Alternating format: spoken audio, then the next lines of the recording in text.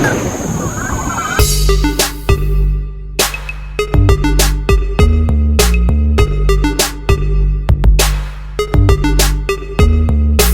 selamat pagi. Kita berjumpa kembali di channel Firdaus Water Treatment. Kebetulan pada pagi ini kedatangan tamu dari Kalimantan Utara ya, Nunukan ya, dengan Pak Herman dan Pak Ridwan. Alhamdulillah kita sudah nyampe dan kita istirahat dulu ya. Yang beres. Pada dasarnya sama, tamu yang datang jauh-jauh ke sini tuh ingin paham ya. Satu, paham ini kita akan bagi ya. Satu, bagaimana saya melewat tempat yang ada supaya dapat dimanfaatkan. Konsepnya kan ada macam-macam, tergantung kita mau mengarahkannya itu, mau sampai di mana. Yang ada dulu, nanti pengembangan tahap kedua kan. Nah itu silakan. Mekanisme itu yang penting, porsinya Bapak ini ingin menata layout itu harus bagaimana. Untuk persiapan, Bapak sudah bawa air baku, jadi ingat ya, tatkala konsumen itu jauh-jauh, kita harus janjian dulu. Karena kalau nggak janjian, kita juga nggak bisa menyambut Bapak punya waktunya Pak ya. Dan kondisi kita juga lagi gimana nih, sibuk atau enggak. Keduanya, siapkan nama merek yang akan mau dimunculkan. Ini akan kita bahas. Ketiga poinnya, kita layout dulu nih ya. Layout itu kayak semacam nggak jauh, Bapak mau bikin rumah.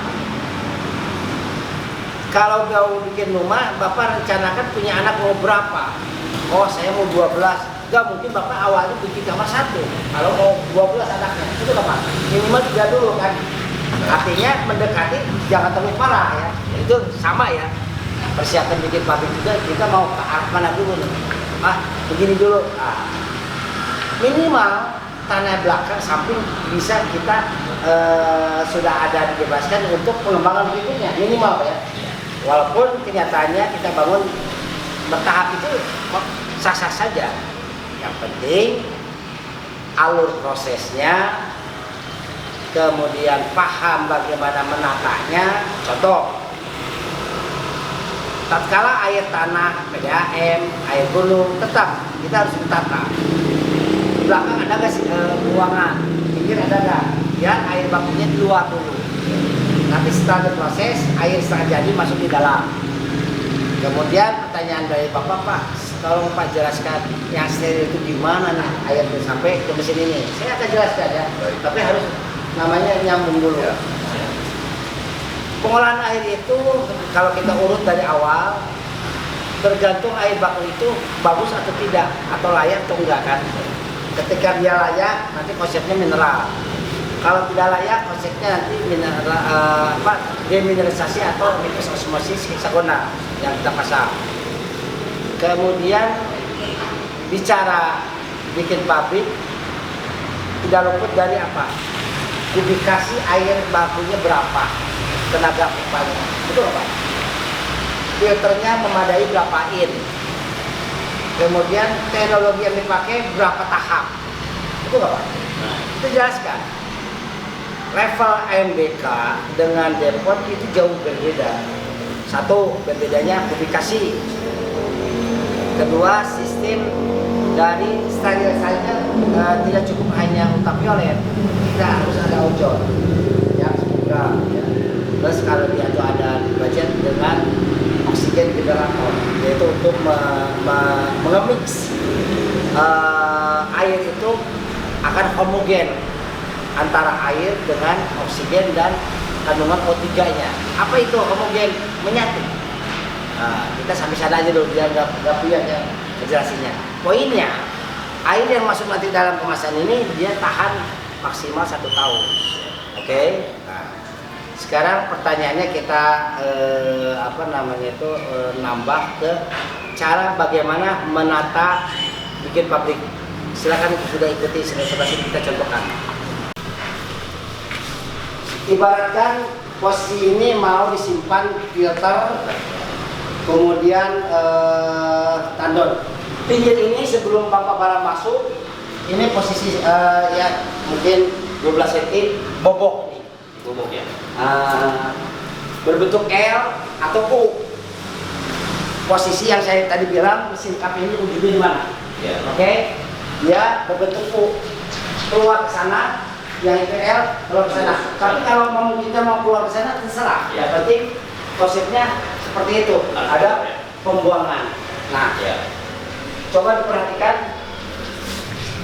Lekukan ini yang dari ini drainase, dia harus dibikin melengkung. Melengkung ya. Oke, ini boleh dipasang kayak gipsum, nanti tinggal dicat epoxy. Ya. Yang penting melengkungnya dapat lah. Udah melengkung, baru dia drainase. Oke. Ya. Ketika dinding di tempat yang basah, minimal 1,5 meter. Kalau nggak di keramik, cek epoxy yang anti air 1,5 meter. Kalau bisa dia lurus, bagus. Sampai ujungnya mesin kap. Misalkan mesin kap ujungnya sini, cukup segini aja. Oke, berbentuk R. Paham Pak ya? Dindingnya ya, Dindingnya. Ini keramik. Ya. Ketika mau rata silakan agak turun dikit boleh. Yang penting kalau mau turun dia pembuangannya kemana, ke sini. Ya. Jadi ketika dia pakai karet dia mudah. Paham Pak ya? Sekarang saya ibaratkan ini barang sudah ada ya, filter. Ketika produk Toren jadi, ini dipisah dengan water treatment karena dia bau ozon. Ya. Adanya sekat dengan namanya aluminium dan kaca. Makanya tadi saya jelaskan, pemisah ini nanti masuk dulu barang, baru sekat. Oke, ini juga tertutup. Oke, nah nanti di sini saya juga ceritakan tadi. Tatkala ini mau dibikin water treatment, nanti ada ruang antara. Ya, betul. Sebelum ruang antara atau di dalam ruang antara boleh disiapkan tempat cuci tangan. Ada rendam buat mesin kaki, itu wajib juga, betul nggak Pak? Nah, ada pembuangannya juga. Ada di sini rocker untuk baju. Nah, barulah ini masuk ke water treatment, ya kan? Baru atau mau masuk ke ruang berarti stop berapa menit? Nah, berarti ini kita harus jadikan dia satu lubang pintu juga untuk ke sana. Ada, Iya kan? ada. Sehingga sekat itu jadi pintu itulah untuk baru kita bisa masuk. Betul. Dari steril Namanya ruang antara Pak. Ruang antara itu gini. Ketika ini itu dibuka, dia tidak akan mengotori ruangan ini. Benar. Karena ini tertutup dulu kan. Benar. Nah, Dan di sini juga begitu. betul. Jadi ini ada tempat cuci tangan, rendam. Kalau usahakan si pintu itu main ini. Main drill. Ya, jadi nggak akan sempit. Paham Pak ya sampai sana ya. Nah sekarang ketika penataan sudah paham, kita lanjut fungsi daripada semua sistem yang akan masuk ke sana. Ini apa yang saya tadi Pak. Betul. Sampai sini paham dulu ya. Ya ini 1,5 meter. Ini drainase, ini lakukan. Ada pembagi sekat. Sampai sana cukup dulu. Satu lagi, apakah di atas ini kita harus menggunakan tutupan habis terus naik ke atas? Apa? Nggak perlu. Ini kan pintu ini. Kita masuk setelah kita habis untuk pembersihan sterilkan badan, masuk. Berarti ini dinding. Dinding yang ini. Apakah dia langsung naik di atas atau nggak perlu? Harus sampai di plafon ya. Sampai di plafon. Ya. Ini maksud supaya tidak ada hawa debu yang bisa Betul. mengotori ke Betul. mesin. Betul. Baik, baik. Ya. Sampai di plafon. Jadi kan nanti kan gini, ruangan itu nanti si produk itu ada AC. Dia ber-AC. Lebih kurang pembuatan seperti counter gitu ya. Iya. Bapak tahu AC kan? Benar. AC ini kalau ada lubang dia kabur kan? Iya. Iya kan? Dia harus vakum. Vakum ya. Ya. Nah, ini nanti di mesin ruang kap juga dipasang AC. AC juga. Minimal sama PK aja lah. Ya. Ya. Dia harus vakum supaya nggak kabur kan? Benar. Dan Kita lanjut ya. Kalau panas di dalam ruangan.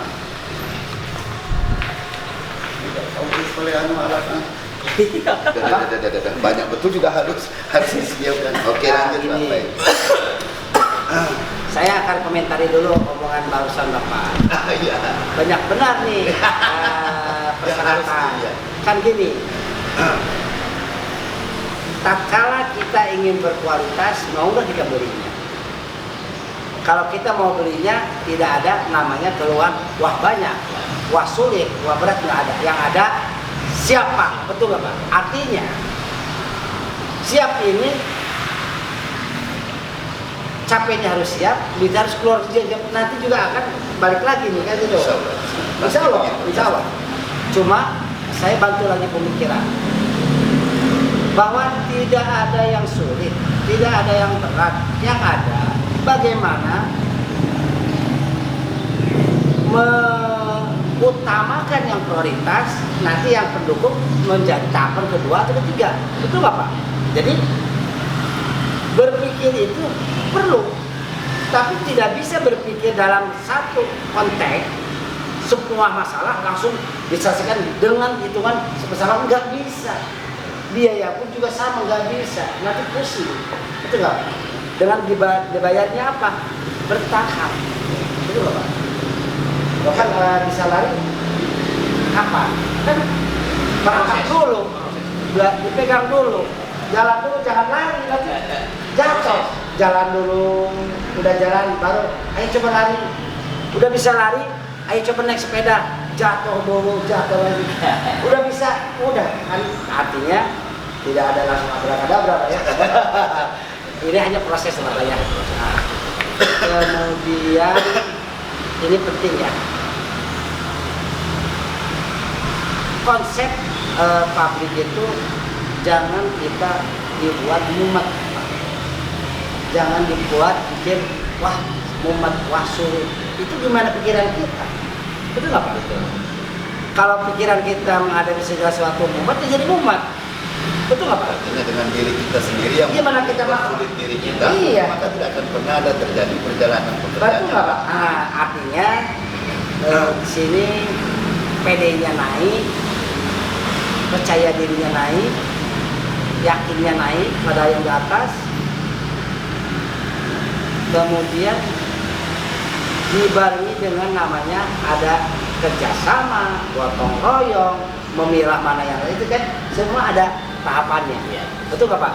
Kayak gini lah, makanan banyak, langsung aja dimakan, itu nggak enak Pak. Ini dulu berhenti dulu, ngobrol makan dulu, betul nggak Pak?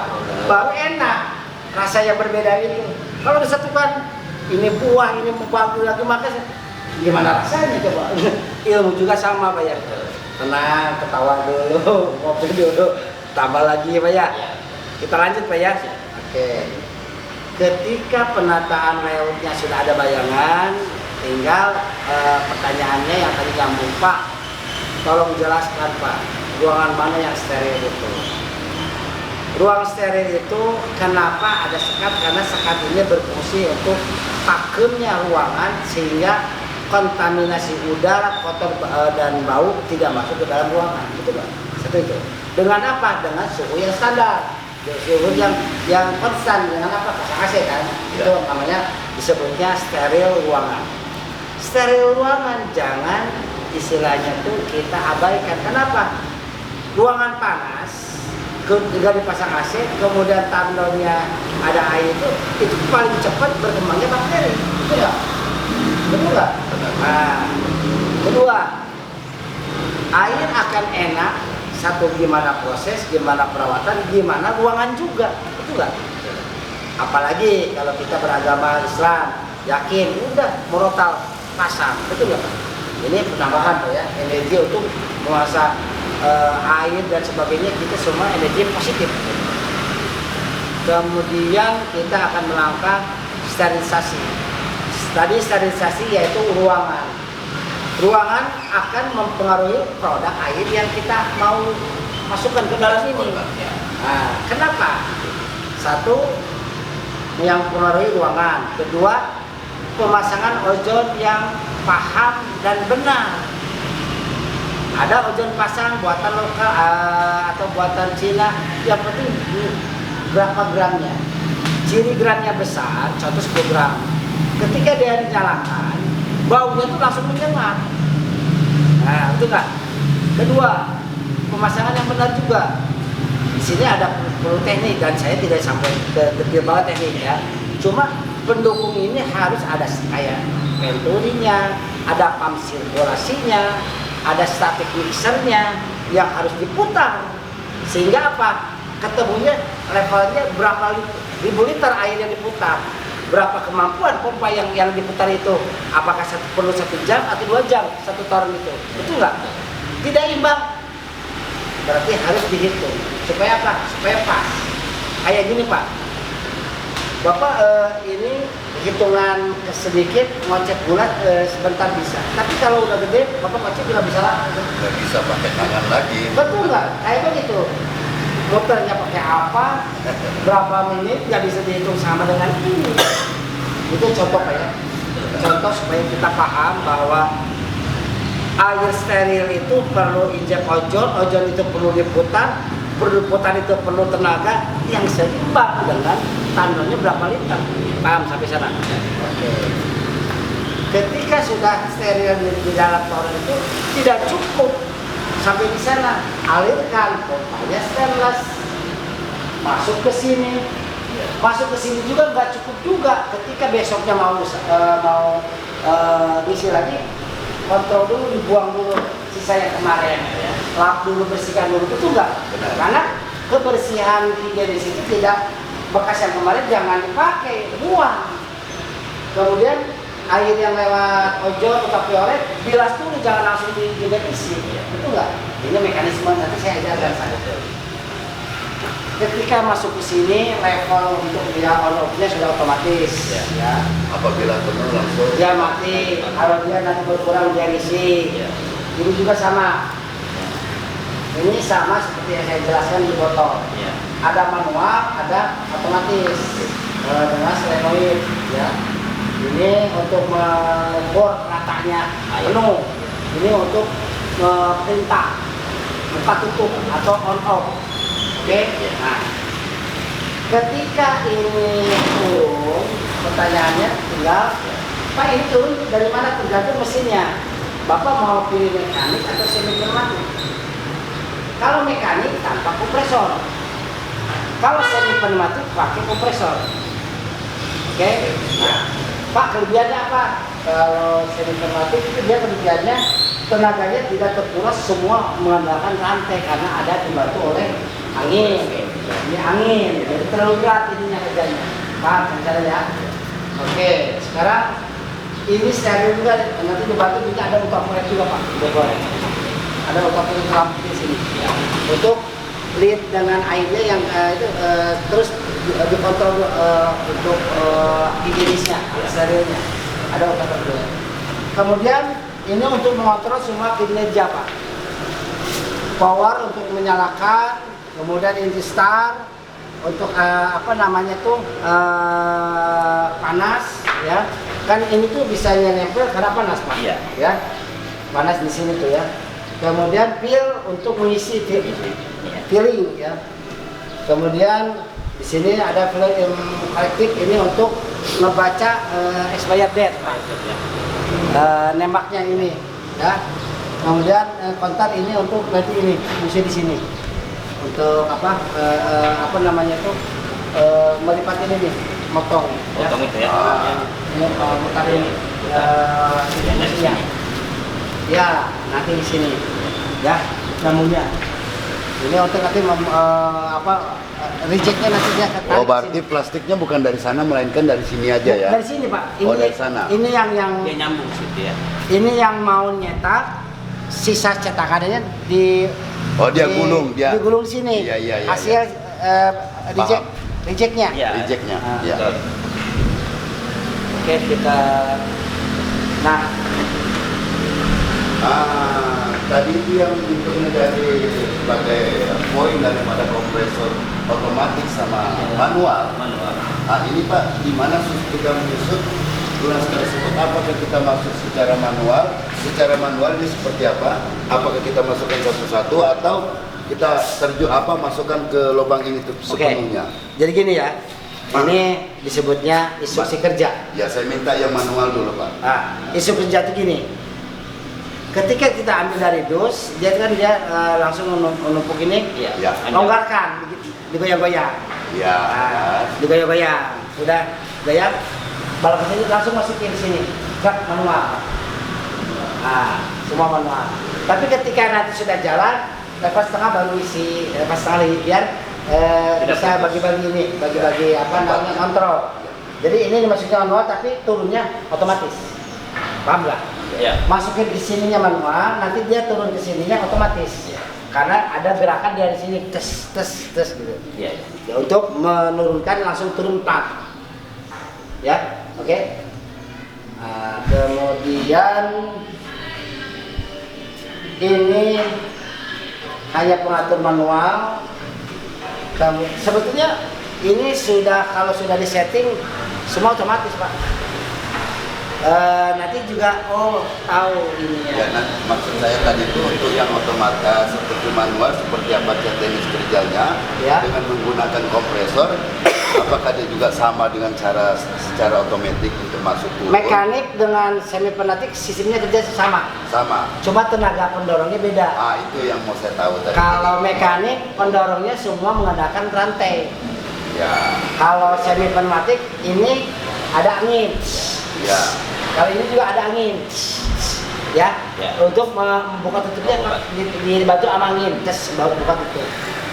Cuma mungkin kelebihannya kalau mekanik ini harga murah. Kalau semi pneumatik agak mahal harganya, Ya. kelebihannya.